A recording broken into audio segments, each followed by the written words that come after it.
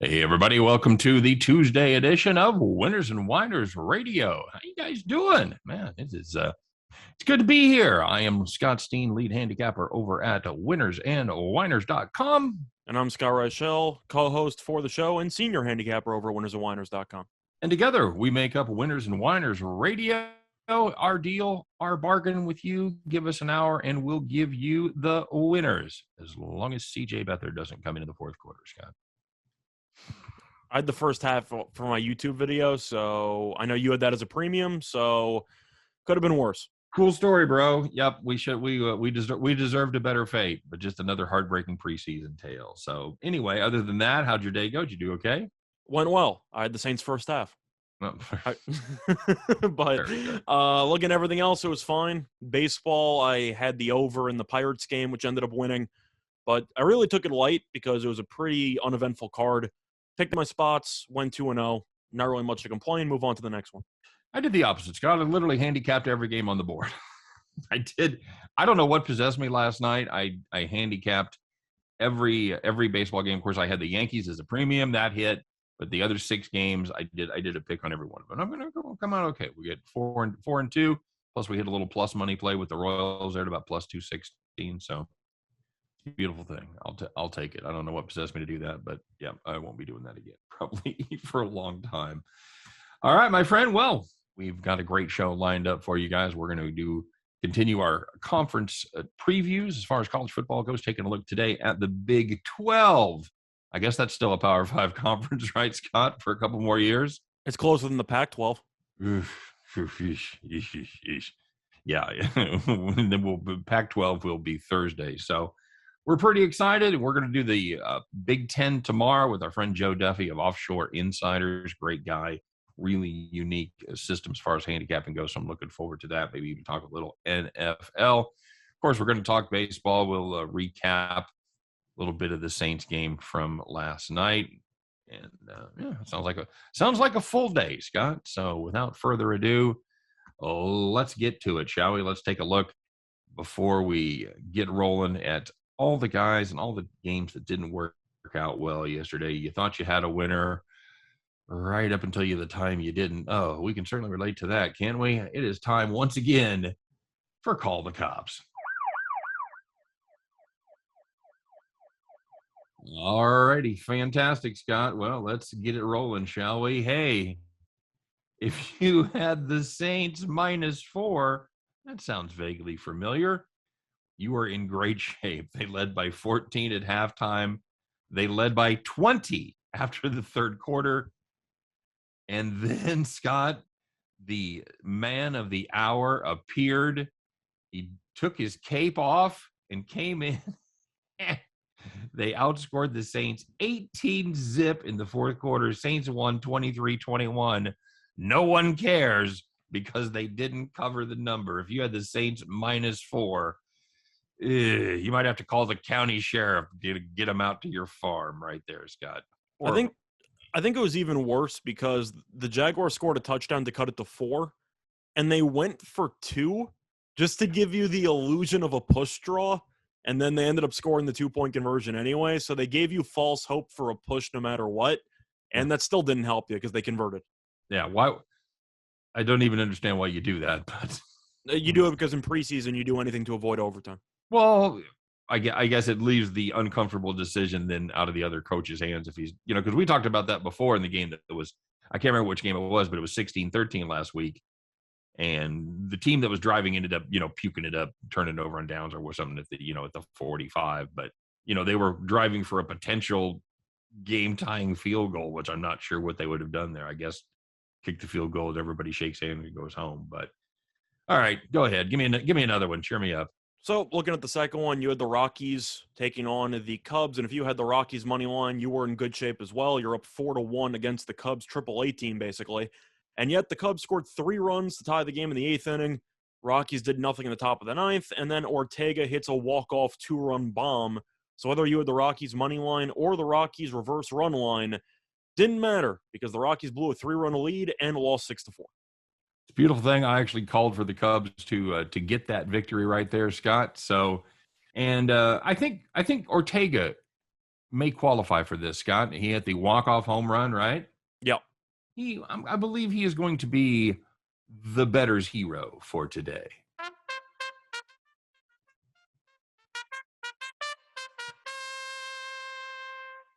Not going to lie, folks. We just look for a reason to play that. We really do. It's a great sound effect. We do like the fanfare, but that was a nice job by Ortega. Scott, we're going to finish up the Cobb segment with the Texas Rangers plus 1.5.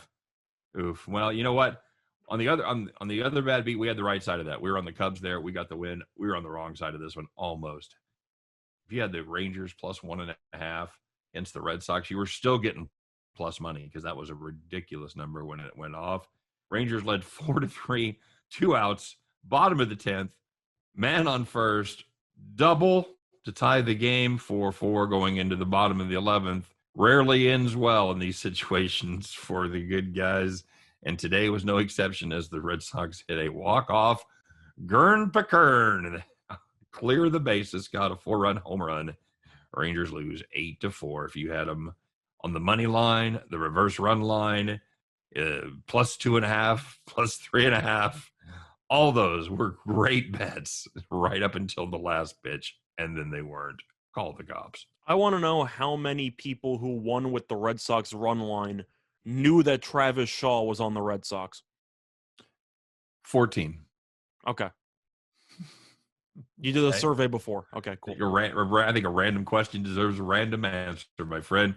Well, let's talk about the other half, Scott. This is the place you want to be. These are the nice, easy victories. You didn't have to sweat them at all because you were sitting in the rocking chair. So the first one wasn't a baseball match between the Yankees and the Braves, and if you had the under 9, you were in good shape because Montgomery and Yanoa were both very good. You had 2 runs combined through the first 5 innings. The Yankees scored 2 runs in the 6th. The Yankees scored 2 more runs in the 8th. So the Yankees did their part. They scored 5, but unfortunately for overbetters, the Braves only scored 1. So the game ended 5-1 if you had the under 9.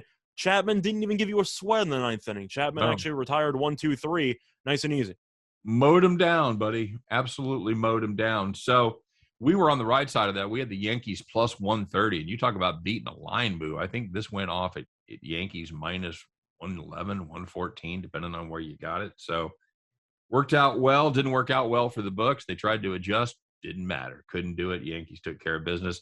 I got to be honest with you, Scott, that Braves series against Baltimore really kind of gave me pause because they did not beat up on Baltimore at all. They swept them, but it looks like they left a lot on the table, and that was absolutely the case against the Yankees. Jordan Montgomery, Elon. Scott, if you had the Royals on the money line, hey, I did at plus 217. Thank you very much. They led 4-1 after 7 innings. They led 7-1 after 8 innings. No sweat because you got that rock solid Royals bullpen involved. Well, they did it tonight. Royals end up winning that one 7-1 over the Astros. Congratulations. If you had the Royals money line, you're getting better than 2-1 on your money, and you had a nice, easy rocking chair win.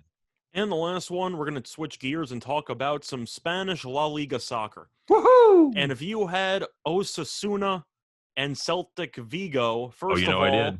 Hi to everybody watching internationally. You know, we do enjoy some football on the pitch every now and then. Como estas? Anyway, if you had the under 2.5, it was pretty easy because you had 0 goals in the first half and 0 goals in the second half. So that's a total of no goals. I heard it's pretty tough I heard it's pretty tough to score if you don't get any shots on net. And Celtic Vigo had 0 shots on net as the game ended 0-0. So for the game? For the entire game, they had the goalie of Osasuna could have brought his bed with him and taken a nap because they didn't get 1 shot on net. I could have literally played goalie. Yep, you literally could have. Wow, man, it's never too late. All right, Scott. Well, if you watched that preseason football game, I hope you enjoyed it, but there was kind of an interesting statement, and this really lit you up. I'm not going to lie. You were so angry you actually tweeted about it. You angry tweeted, Scott. So I did. I don't know if it was full on anger or just roasting people that get paid millions of dollars to be bad at their job. Well, let's talk about it. Let's see who's wearing the golden feed bag today, Scott. It is time once again for the donkey of the day.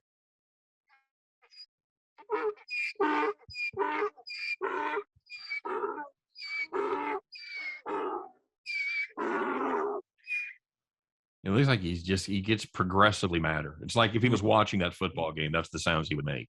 Yep. So, Scott, you were watching the football game, and our old pal Lewis Riddick had a little something to say for you, and you didn't care for it. What exactly did he say? So I think this bothers me the most because I did broadcast some games non-professionally in college. So I do have a bit of broadcasting experience. What does that mean? You had like a cassette recorder and you broadcast the games from the TV, or No, I did it for the student radio station. Okay. I went to the game. They gave me a booth, and I was the color commentator for some of the games. The voice of the Badgers. I guess that's why it bothers me, because they have people on professional TV who just can't really say anything articulate. But anyway, Steve Levy was asking a question to Louis Riddick. The game was basically over, not for bettors, but for the sake of people who were watching the game. Late fourth quarter, Trevor Lawrence's day is done, and Steve Levy turns to Louis Riddick and he asks him a very simple question. What did you learn from Trevor Lawrence tonight? First road game in NFL preseason. He had a couple of ups and downs. And Louis Riddick could have mentioned maybe the mobility, could have mentioned maybe some of the athleticism, the arm accuracy, stuff like that.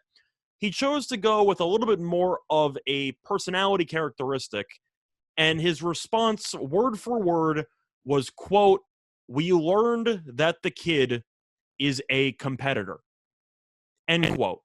Now, the reason why this bothered me was because, one, that's just a really a bland statement that means absolutely nothing. That's completely subjective. Second of all, are you making the case that the guy who won the national title as a freshman in college and who made the college football playoffs in each of his previous seasons in college is not a competitor?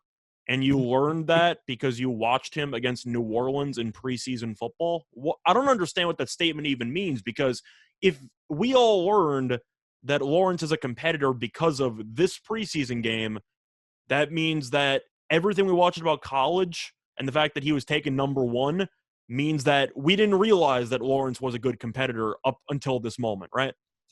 I kind of had a suspicion he might be a competitor when he was a freshman and they handed Alabama their worst loss in the Lou Saban era in the national championship game, and he was named offensive MVP as a freshman. I thought maybe, hey, this kid, I think he's a competitor. So it's good to know I was a little ahead of the curve there, Scott, because apparently Louis Riddick found that out last night. Now, the reason why it also bothers me is because of the fact that Riddick, A, is on the Monday Night Football, crew, and they get paid a decent amount of money, and B, he was also kind of rumored to potentially be a GM in the NFL. And I know I heard his name circulating a little bit for the last couple of years. I've never met Louis Riddick, so I'm sure he's a nice guy, but if Probably knows football. If you're getting paid millions of dollars, you can literally hire me for about 75% less, if not more, and I'll give you an actual answer. Maybe it's just because of the fact that ESPN, after the Booger experiment and how awful he was in the booth for about 2-3 years, can we find anybody that actually can say, I'd say, thought-provoking answers in a booth? Is that so hard? Well, they didn't like that, Scott. They tried Dennis Miller for a couple seasons. They didn't care for that. They didn't care for thought-provoking answers either.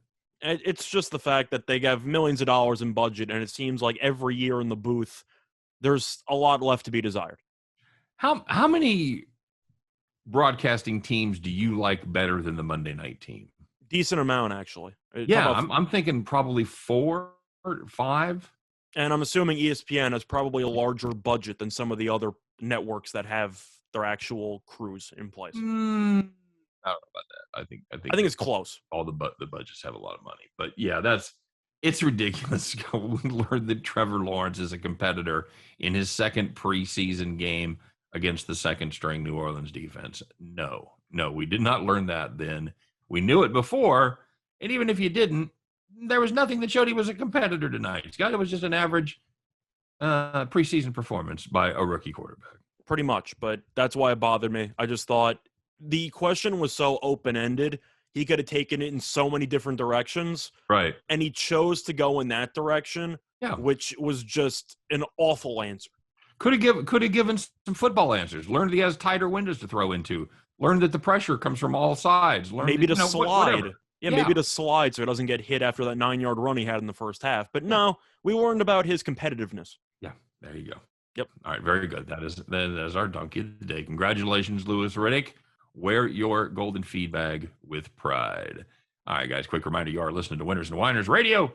Give us an hour, and we'll give you the winners. So, Scott, I wanted to do this. I wanted to do this story yesterday, and I was COVIDed out. So we've kind of got a informal rule here on the show that we just do one COVID story per day, because that's really about all we want to talk about. And I know it's probably one more than you guys want to hear, but there's an interesting one, and I want to get your take on this. NASCAR, they've got kind of a different COVID rule. They state that their COVID rule says if you're unvaxxed and you are exposed to a positive person, even if you don't test positive, you still have to quarantine for 7 days, Scott. Now, the NASCAR playoff starts in a couple of weeks. Is it fair that your whole season could be out the window because somebody in your orbit tested positive? For example, one of the drivers doing his weekly podcast, one of the podcast crew tested positive. Boom, he's out for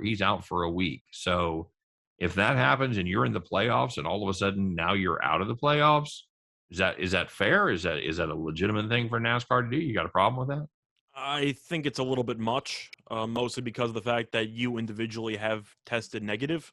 So it's not like you're personally infected. It's just a potential risk. But the thing I have that's a bit of I'd say a conundrum that I have with the actual rule, just to remind me, how many drivers are in a car at a time? Just the one, I believe, yeah. So isn't the goal when you're driving to not get too close to the other drivers? I would say you are very low risk during the race. So can we just agree that even if a driver would hypothetically have COVID, as long as he would social distance himself maybe after the race or before the race from other drivers, why does it really matter? Honestly, if you're outside and you're 8 to 10 feet away from people, you're fine. Your chances of picking up COVID from everything that I have read and from all the research that I've been made aware of are very small. It's all about air circulation and things like that. So I would certainly agree with that, Scott.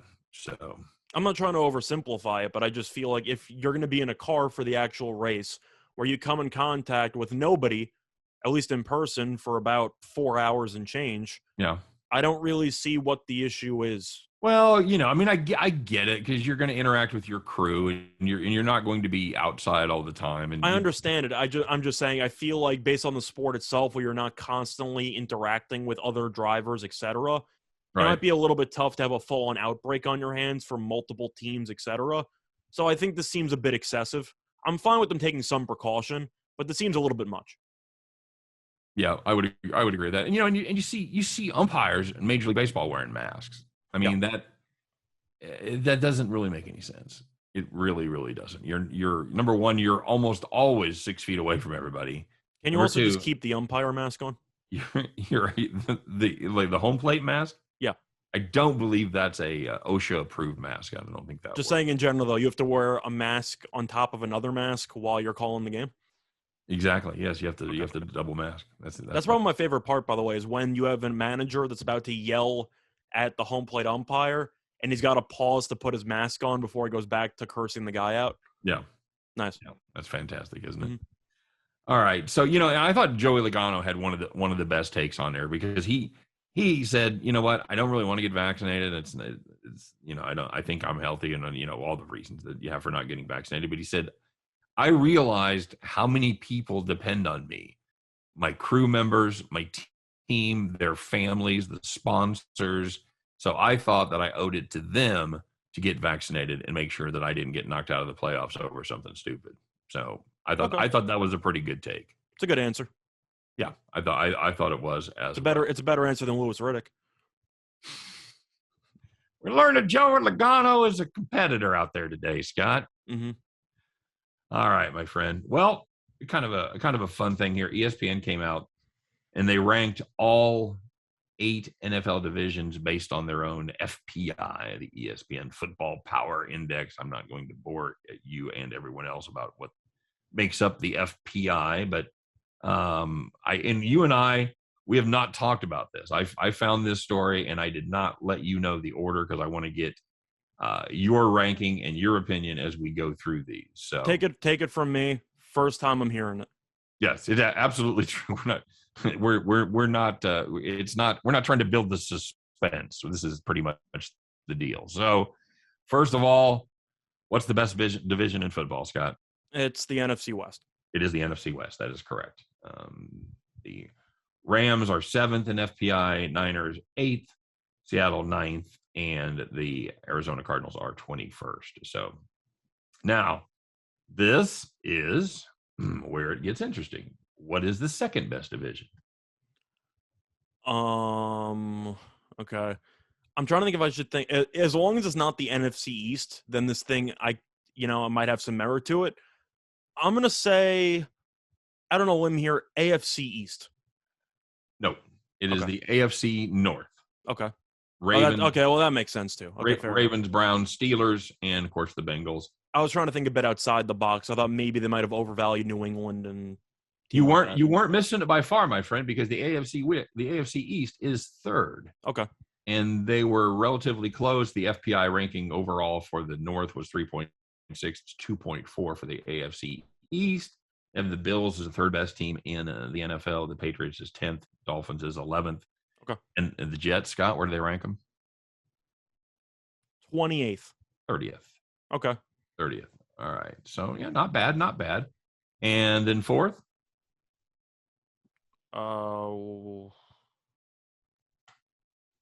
I'm going to go with the NFC North. Nope. AFC West. Okay, sure. AFC West. And it's just you get dinged. They don't like their rating system does not like the Broncos or the Raiders at all. The more and more you're mentioning this, the more I'm kind of liking this rating system. Okay. All right. I feel like we're on the same page for most of these. Scott down with the FPI. All right. So now we've got over half of them. We got half of them done. We'll start off with number 5. Who's that going to be? I'm going to keep guessing the NFC North. Nope. NFC South. Okay. NFC South. Buccaneers, Saints, but just no value at all on the Panthers and Falcons, 23rd and 24th, respectively. I don't agree with that one. I think the NFC North is better than that division.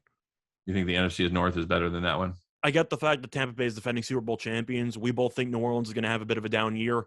Yes. We know Atlanta is going to be awful. Yes. And we know that Carolina is supposed to be pretty bad. Agree with all those. Now, Green Bay is probably the second best team in the NFC. Maybe you can argue second or third, depending on what team you like out of the NFC West. But Green Bay is up there.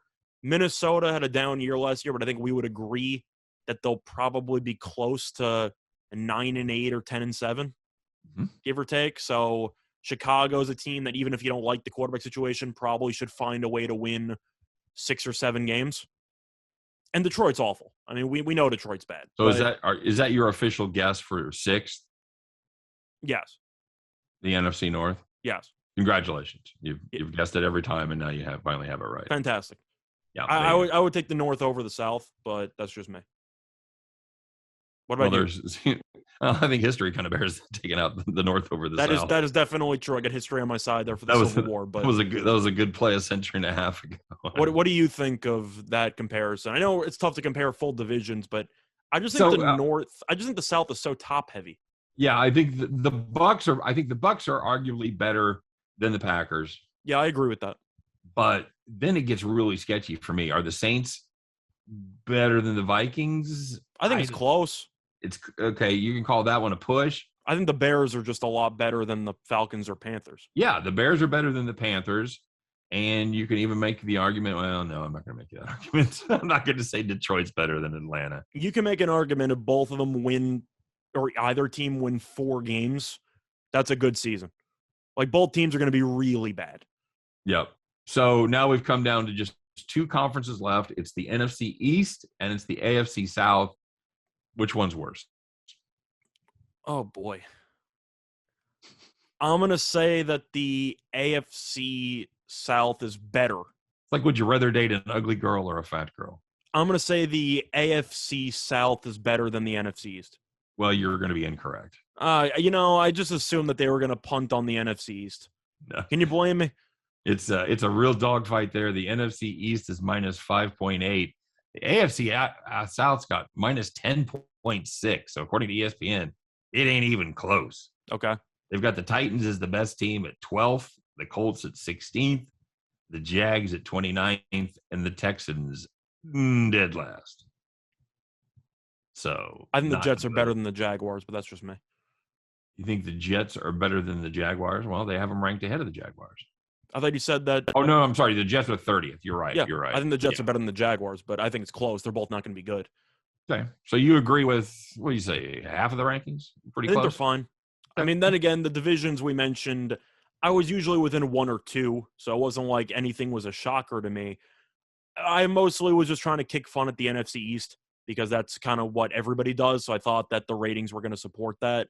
Right. The AFC South is tough because you have two teams that could make the playoffs, and the other two are god-awful, where the NFC East, all four teams could hypothetically make the playoffs, but arguably 3 out of the 4 are just bad. Well, not at the same time. Let's be They're not clear. the same time, but They're not the same year. No, but 2 of those teams aren't making the playoffs. If Dak's injured, then the Cowboys are completely screwed.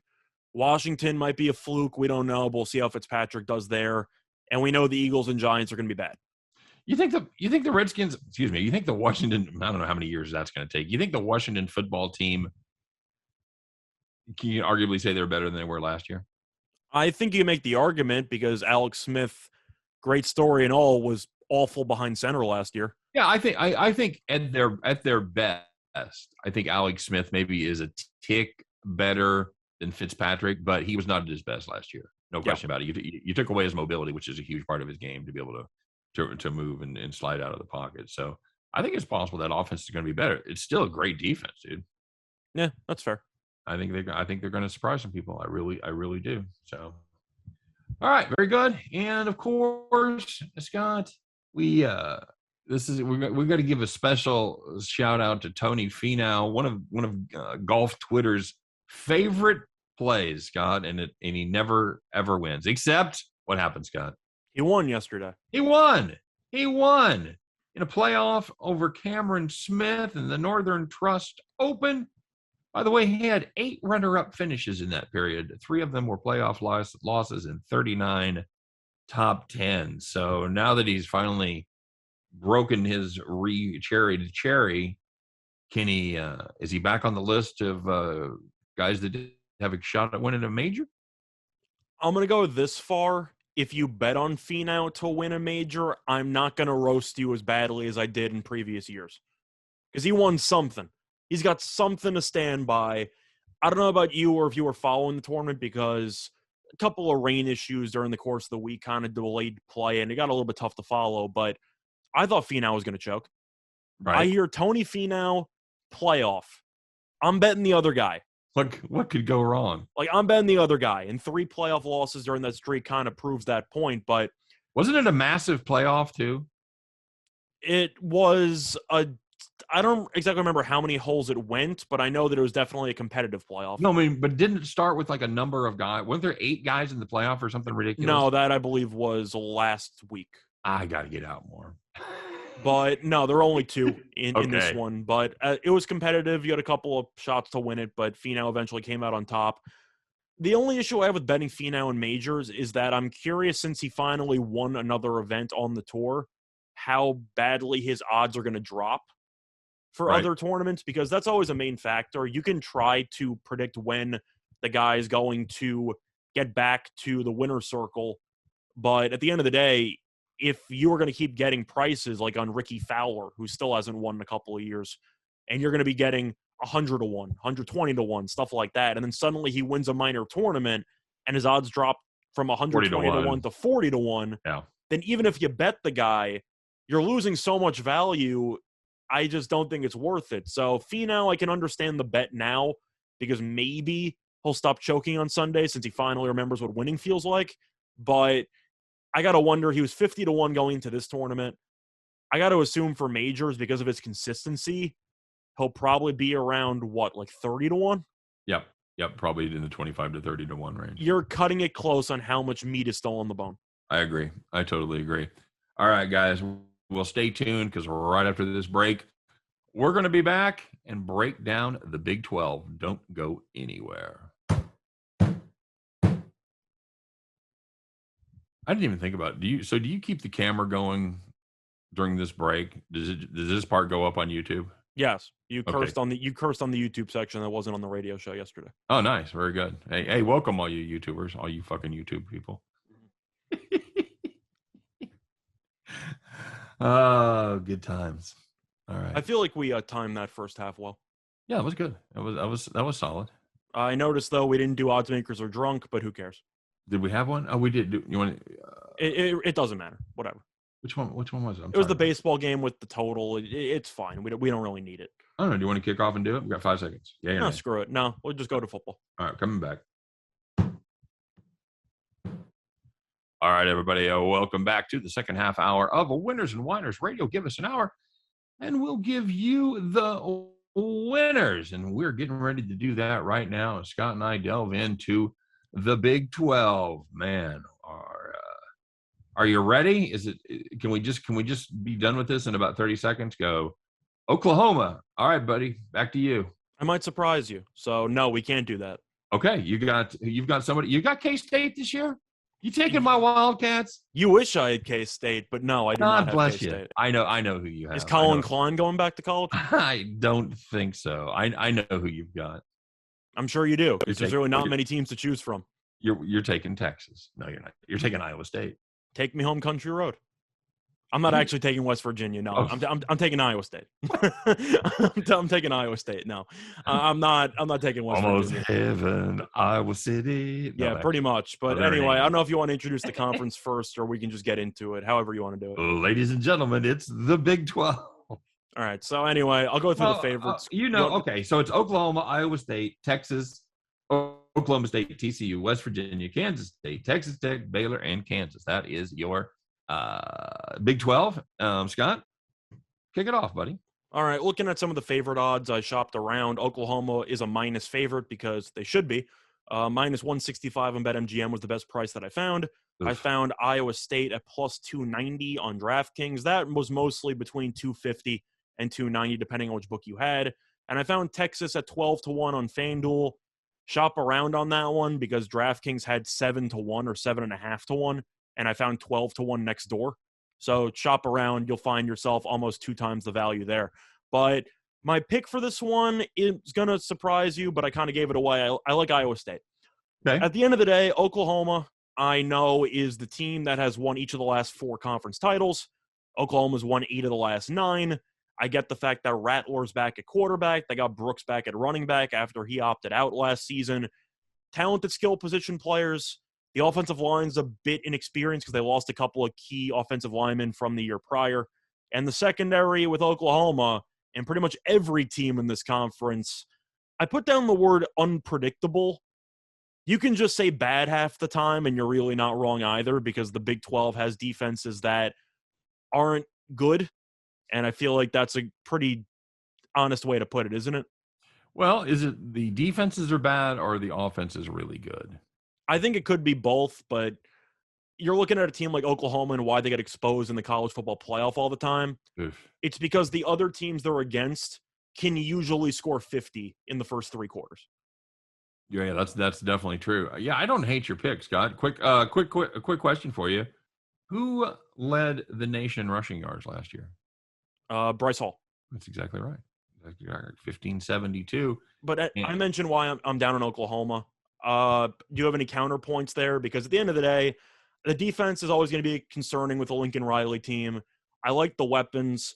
My really hot take, because I know he's projected to potentially be the number 1 pick in the draft, I don't think Spencer Rattler's that good. I'm the same. I don't think he's at that elite level that the press wants you to think he is. He's fine, but if you're going to tell me he's the number 1 overall pick, I'll take Sam Howell. Yes, he looks much more NFL ready right now. Of course, we've got a whole season to go, so we'll see what happens. I would probably, at this juncture, Scott, take Brock Purdy over Spencer Rattler? I would probably see that's where it's tough because I pick Iowa State to win the conference, but I think Rattler's more talented.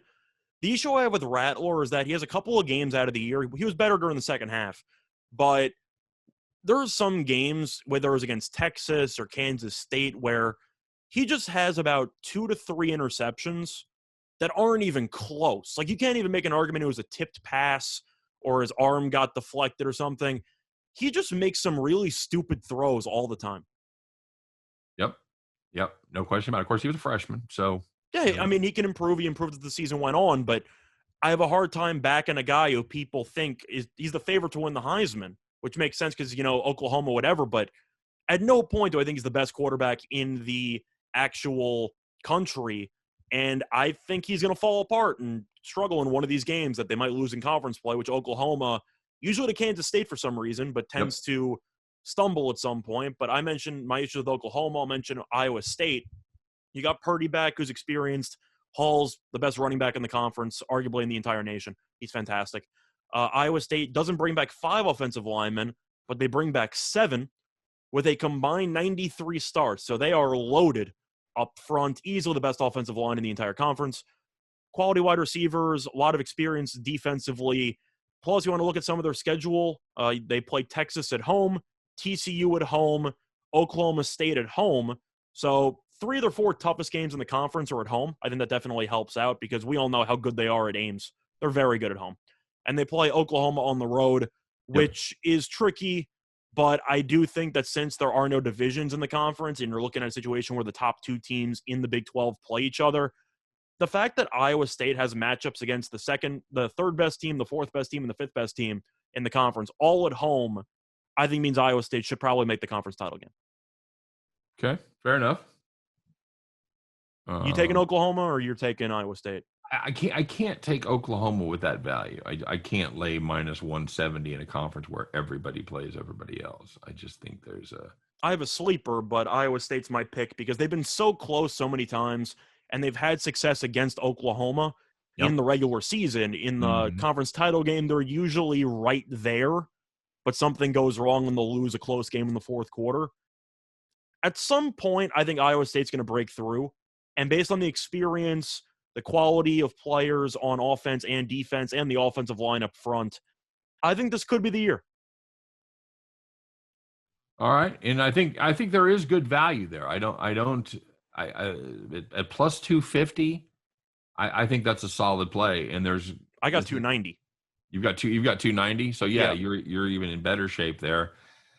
I don't really think there's anybody else on the board, Scott. I know your sleeper is going to be Oklahoma State, right? No, my sleeper is actually TCU. No, okay.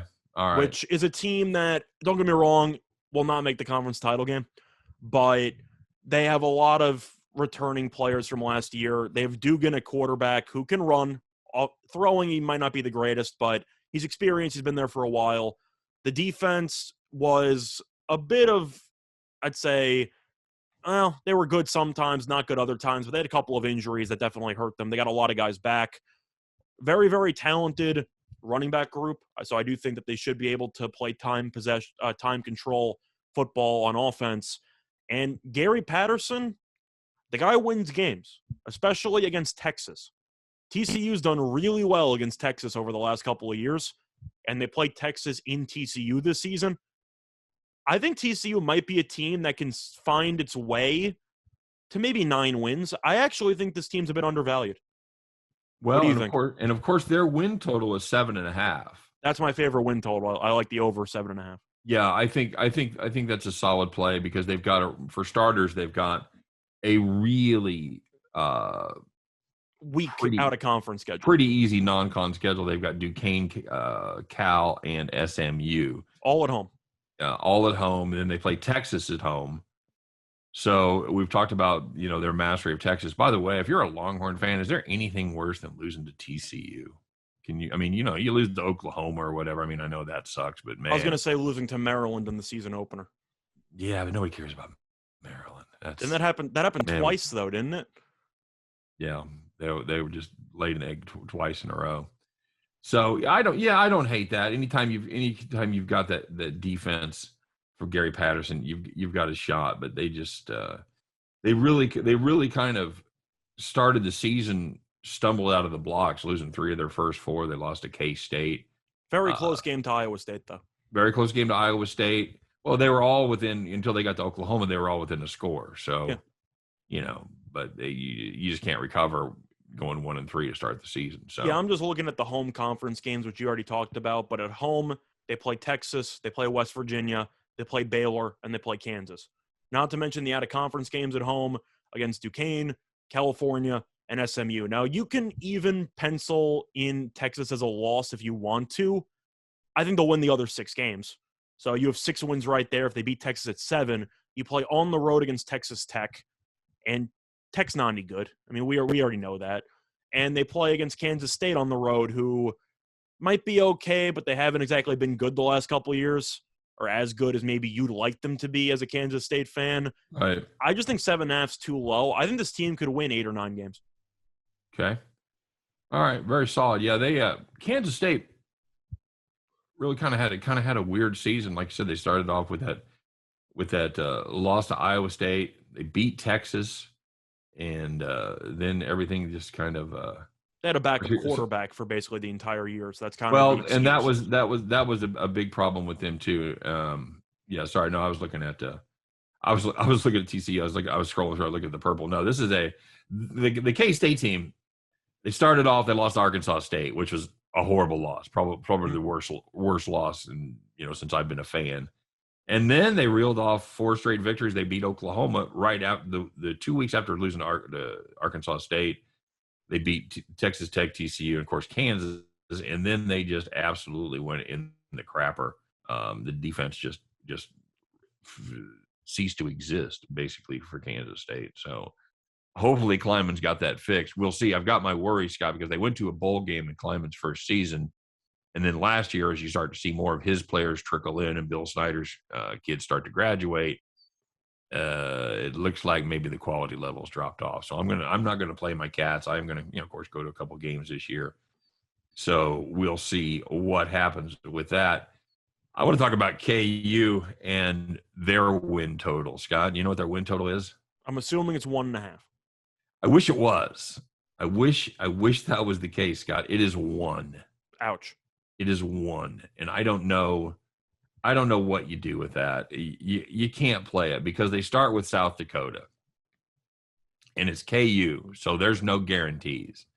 They could absolutely – is that the Jackrabbits?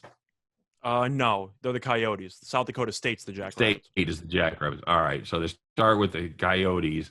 Then they go to Coastal. Then they go to Coastal, and they've got Duke, and then of course forget about it. Then they go on to lose their last 11 games of the season. Yeah, There's really not another winnable game. I think maybe the last game against West Virginia, maybe they can pull out and sneak one, but I doubt it. Well, they had the kickoff return for a touchdown last year, Scott, to beat the number.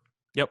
I think they were 24-point dogs or 30-point dogs or whatever, and they had the kickoff return inside of a minute to beat the spread. This is, when we talk about our previews, we talk about bad football teams, and this team isn't very good. This Kansas team is a new level of bad. They are Akron, Bowling Green bad. I would take them over New Mexico State this season, though.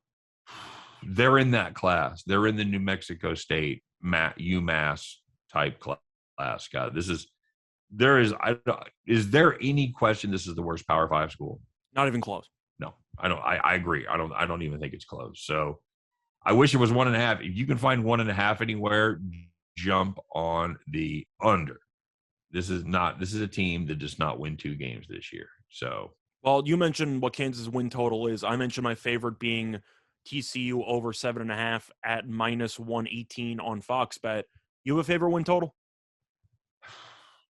Yeah, there weren't many that I liked in this conference. Everything seems pretty sharp.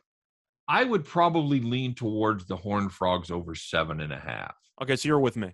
Yeah, I'm with you on. I don't know about them winning the conference. I mean, I just threw out a sleeper at 14-1. I said they're not going to make it. Yeah, I'm with you. As far as a good pick, and that's a good number too, because they're 12 in a lot of places, so you're catching a good number. But they start the season with 3 victories, and then they've got 9 games against Big 12 opponents. They should be able to pick up 5 more wins in those 9 games. I That's think my so. With Gary Patterson, they usually go above 500 in conference play. Yep, that's my theory. You've got a bad Baylor team, you've got a bad KU team. So there's 2 automatic victories right there. I don't think West Virginia is very good. Yeah, I don't think West Virginia is very good. I don't think Texas Tech's going to be very good. So yeah, it's absolutely correct. So the do you still are you laying off of Oklahoma for the value? Do you really, at the end of the day, if you had to bet both these teams straight up to win the conference, do you bet Oklahoma or Iowa State? Assuming that I can't hedge or anything, like I have to ride with it, same Right, odds. right. I would probably go Oklahoma just because of the fact that Iowa State hasn't done it before, so it's tough to actually back them with the same price, but that's why they're not the same price. And we both can agree that Rattler's not as good as people think. I still think he's better than Brock Purdy talent-wise, which is why I'm having a little bit of a pause when it comes to fully both same odds taking Iowa State over Oklahoma, but 290 sounds like a gift to me because I think that those 2 teams, Oklahoma and Iowa State, are a lot closer than the media tries to indicate. Yep. So I think Iowa State could give them a real run for their money. But we talked about all those teams. There's one team that both of us don't exactly like to win the conference, but we haven't talked about him yet, and we kind of have to. Okay. We got to talk about Longhorn Nation. Mm.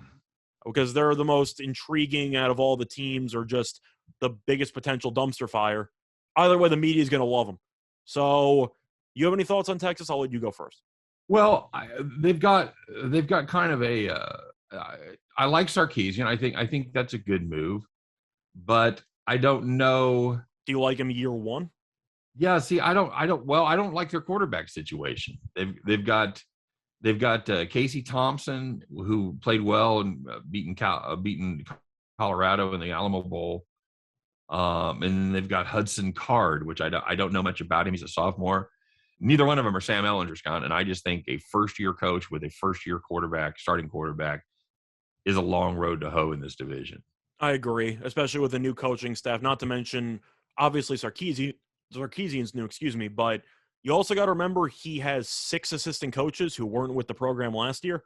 Right. That's a lot of new voices and maybe a lot of new techniques that they're trying to teach you that might not be able to go over well within the first couple of months to transition into an actual season. So it might take a year or 2 before you start to see some of the progress that you're talking about, some of the recruits in the pipeline. But as a whole, I was never a big Ehlinger guy. I thought that he was a kind of a classic college quarterback who wasn't very accurate, but he was tremendously tough. And you felt good about having him late in the fourth quarter because on fourth and he's a competitor. Yeah, pretty much, yeah. That's kind of the bright spot of Ehlinger, where 4th and 1, he's not afraid to truck 3 guys. Like, he's going to go down fighting, which is what you like. But he reminds me a lot of, like, what Bo Nix is now for Auburn, where you just look at him and just go, people told me he was supposed to be good, but I just don't see it. But I'm not going to get into a Bo Nix rant here, who I've never been a fan of. But anyway, point is I don't exactly think that Texas's quarterbacks now are any better. And especially with the inexperience, there's one thing Ehlinger can give you. Even if he wasn't the most talented guy, he's been everywhere. He's been to every road stadium. He knows how crazy the crowds are. You know it's not going to rattle him. Right. That concerns me with Texas because of the lack of experience of the new system. For win totals, I was thinking about Texas under, but there are some really weak teams at the bottom of this Big 12. And Texas could lose. I've got that at 8. You got it at 8? Yeah, at 8. I was kind of hoping for an 8.5 to look at an under, but I think that'll be close because there's a lot of winnable games there for Texas. But I really don't see this team winning 9 games or more. At least in this year, maybe next year, but not now. I'm curious to see what they do with the offense because they've got Bijan Robinson, who tremendous. I think he averaged like over 8 yards a carry last year. Give him the ball. So that's the thing. If Sarkisian's going to try to be, the offensive genius, I don't like their chances. If they just hand the ball to Robinson, 2 out of 3 downs, I like their chances a lot better. Definitely fair. Defense, oof. Is that a good way to put Texas? You always hear how talented it is, but yet they always give up 35 points per game. Yeah, I hear a lot of stories about how great this Texas front seven is and all that. They've got a lot of their defensive backfield is back, and Yeah, and then they give up like 30-something points to Iowa State, and you go, what happened to the defense? right. I'll believe it when I see it. So, all right, very good. 2 down, 3 to go, my friend. Of course, you are listening to Winners and Whiners Radio. Give us an hour. We'll give you some winners, and that's exactly what we're going to do right now, Scott. Put a little bow on the Big 12 and move on to baseball.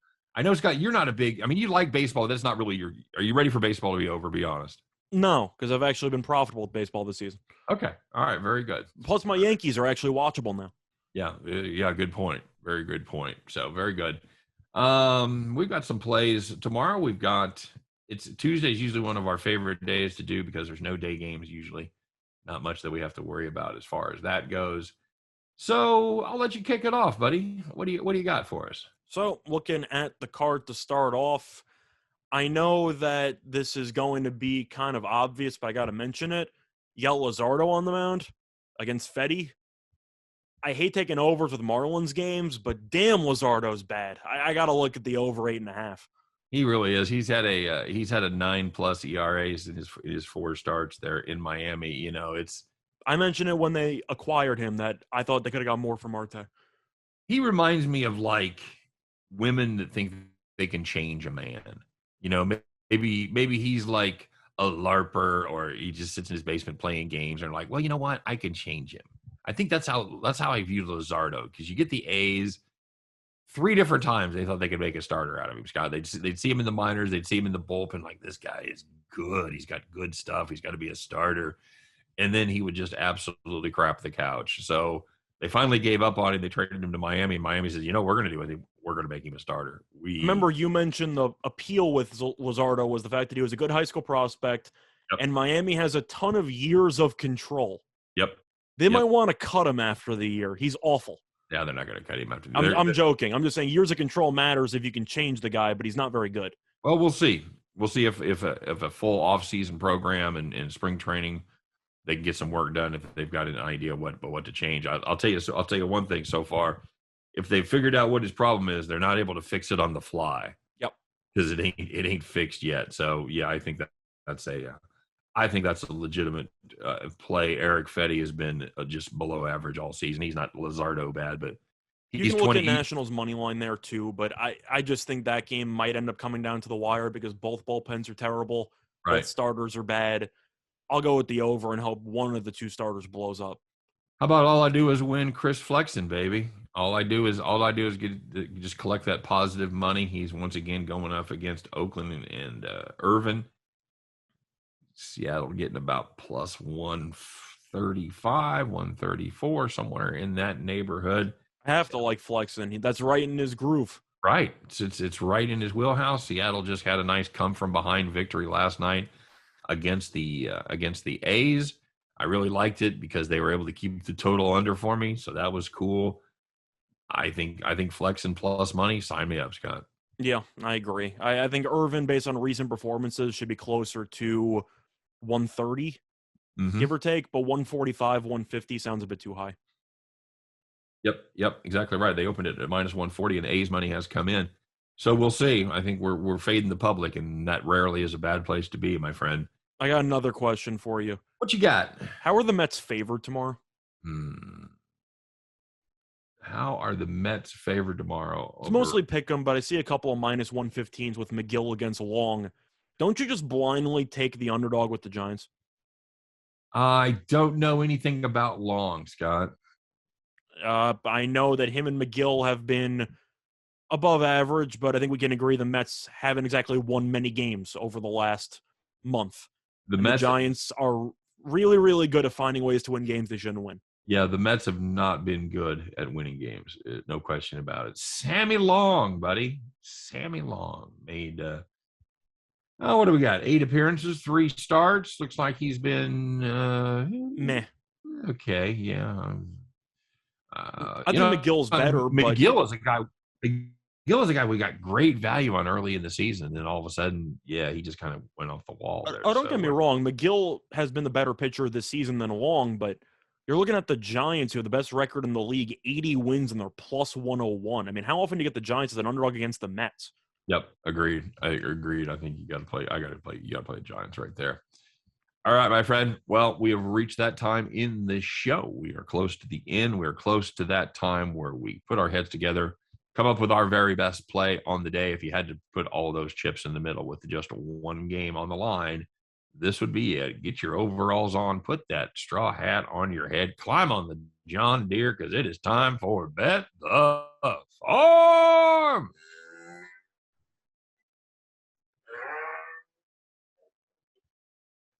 So for this Bet the Farm play, we're going to be looking at baseball, and there's one matchup we didn't mention, and it involves the Baltimore Orioles because, wow, that's a team you got to fade all the time. And we're going to fade them because we like the Angels on the money line at around minus 135 on Bet Online. Traveling to Camden Yards, take on the Orioles. The Orioles, as everyone knows, have lost 18 straight games. Dylan Bundy on the mound for the Angels. I know his overall numbers this season are not great. However, last month he's been a lot better. 19 and a third innings pitched, 3.72 ERA. Plus, if you forgot, he used to pitch for the Orioles, so he has a lot of experience in this ballpark at Camden. I think he'll look pretty solid. It's kind of like a weekend Trubisky revenge game, right? Is that one way to put it? But anyway, I think Bundy pitches okay here. Meanwhile, you have Watkins on the mound for Baltimore. And if you think Bundy's bad, Watkins might even be worse because he's been awful all year long. In August alone, Watkins has pitched 19 and 2/3 innings, 8.24 ERA, and the Orioles have not fared well whenever Watkins pitches. The Orioles have lost each of Watkins' last 5 starts by at least 4 runs. At the end of the day, by sheer principle, you're fading a team that's lost 18 straight games at minus 135. Sure, we'll take the Angels. Yep, absolutely correct. If you wanted to play the run line there at you're catching plus 100, I don't hate that, but Scott, that's just, to me, there's not enough value on between the difference on the money line and the run line. I think we just play the money line there. I agree with that play. Hard to disagree with fading the Baltimore Orioles right now. They have been world-class bad, 18 straight. They have lost 16 of those 18 games by 3 runs or more. Just absolutely a brutal stretch. Fade the Orioles. That is our Bet the Farm play for this day of Tuesday. So that is going to do it for the show. As always, thanks very much for checking us out. Thanks for listening. Don't forget to check out our YouTube channel if you want to see more videos from Scott and I. And of course, if you're on the go and you need to get get our show downloaded, make sure you check it out on all the various podcast platforms. Check your favorite podcast platform for our show, Winners and Winers Radio. So for myself, for Scott Reichel, for the whole team over here at winnersandwiners.com, we appreciate you guys listening, watching, participating, all that good stuff. Good luck on all your plays today. Come back and see us tomorrow on Winners and Winers Radio. Take care, everybody.